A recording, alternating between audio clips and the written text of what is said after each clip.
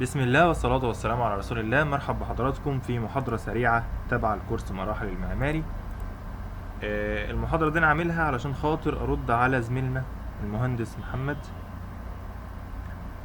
كان سأل لما رفعت الأداة اللي بتحول التكست، كان قال طريقة تركيبها على البرنامج. هي مش تول بتضاف للبرنامج، هي تول عامة بتقدر ان انت من خلالها تحول اللغة او الكتابة اللي بالعربي ليه حروف مقلوبة علشان خاطر يفهمها البرامج اللي ما بتدعمش اللغة العربية. لأن البرامج اللي ما بتدعمش اللغة العربية زي الريفت وزي الماكس بتلاقي إن هي بتقلب الحروف، فأنت بتديها لها معكوسة عشان خاطر تطلع الكلمة بتاعتك مظبوطة جوه البرامج اللي زي كده. فأنت لما هتبتدي تقول له خليلي مثلا الورك بلان بتاعي هو الحيطة دي، وهتيجي تقول له أنا عايز أكتب هنا، فهتقول له مثلا هكتب بالعربي، هتقول له كورس مراحل المعماري، وهتقول له اوكي. هتطلع لك حاجة مثلا لو جينا نغير الخط بتاعها تطلع لك حاجة بالانجليزي في الاتجاهات بتاعتها. يعني لو عملنا كده هتلاقي ان هي طالعه لك قارئها لك حاجة بالشكل ده. لكن طبعا انت عايزها تكون معكوسة، فانت هتبتدي تاخد الكلام ده كوبي، وهتروح تفتح التول بعد ما تسطبها اللي هي هنا، وهتقول له لصق للكلام ده، وهتقول له تحويل. خلاص هو كده حول الكلام او قلبه. تمام. فهبتدي اقول له هنا بيست على طول فوق الكلام ده، فهلاقي ان هو عكس لي الحروف. فلما هقول له اوكي هتبتدي هنا تتظبط، وبالتالي يبقى انت قدرت تكتب بالعربي على الريفت بطريقة سهلة. تعال نجرب ده برضو على الماكس، هتلاقي الموضوع هو برضو. لما بتكتب بالعربي بيجي مقلوب، فما بتقدرش طبعا تكتب.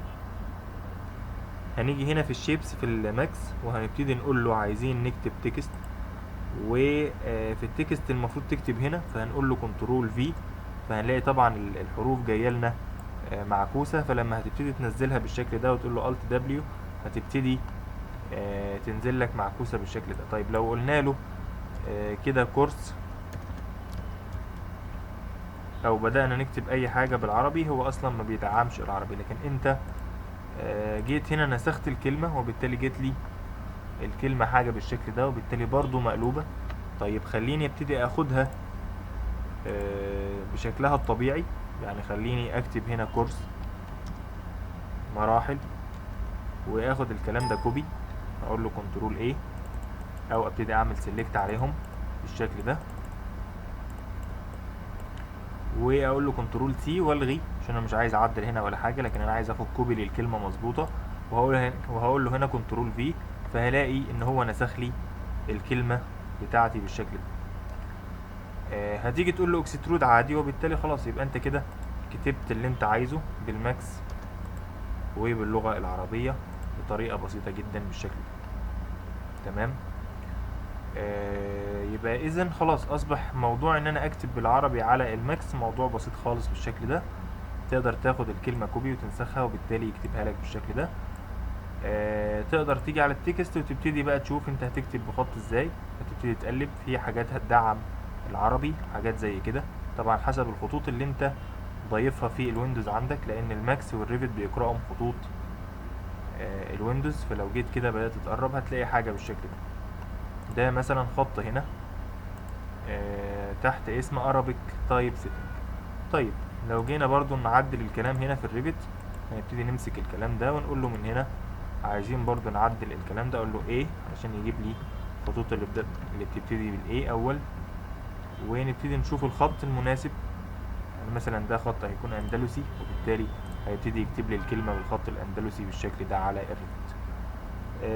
دي كانت طريقة سريعة للكتابة، عشان خاطر ممكن بتحتاج طبعا تعملها. كنا شرحنا آه، كيفية عمل الإضاءة الليلية على الفيري بتاع الريفت الجديد. لو جبنا هنا الصور، وهتلاقي ان انا كاتب في المنظور ده كتابة على الريفت هنا، لكن انا كنت طبعا كنت كاتب الكتابة بتاعتي بالانجلش، كنت عاطلها طبعا ماتيريال مضاءة في الريفت نفسه.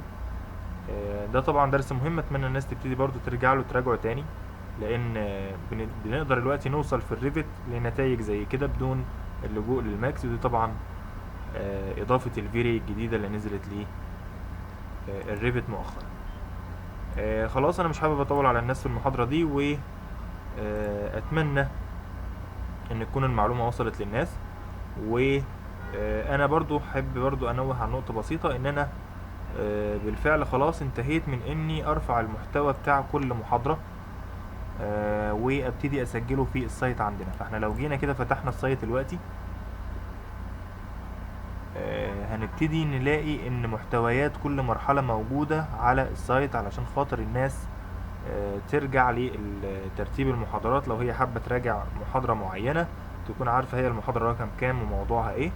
فمثلا ستيب 3 لو انت فتحت حاجة زي كده هتلاقي المحتوى بتاع المحاضرات كلها. طبعا احنا عارفين ستيب 3 متقسمة معانا لأجزاء خاصة بالنمذجة في الماكس، وأجزاء الانتيريور في الماكس، وأجزاء اللوميون، وأجزاء السينكرو برو، وأجزاء الأنيميشن في الماكس. كل دي محاضرات، في بعض منها فري، اللينكات بتاعتها على اليوتيوب محطوطة للأعضاء فور فري برضو.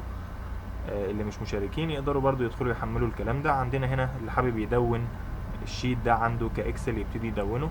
الخمس مراحل الأولى أنا تقريبا عملتهم بالكامل بالشكل ده ان شاء الله. طبعا الستيب رقم 6 احنا لسه شغالين فيها، اللي هي الانيميشن.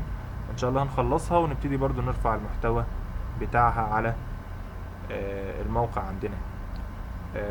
احنا كده خلصنا، واشكركم والسلام عليكم.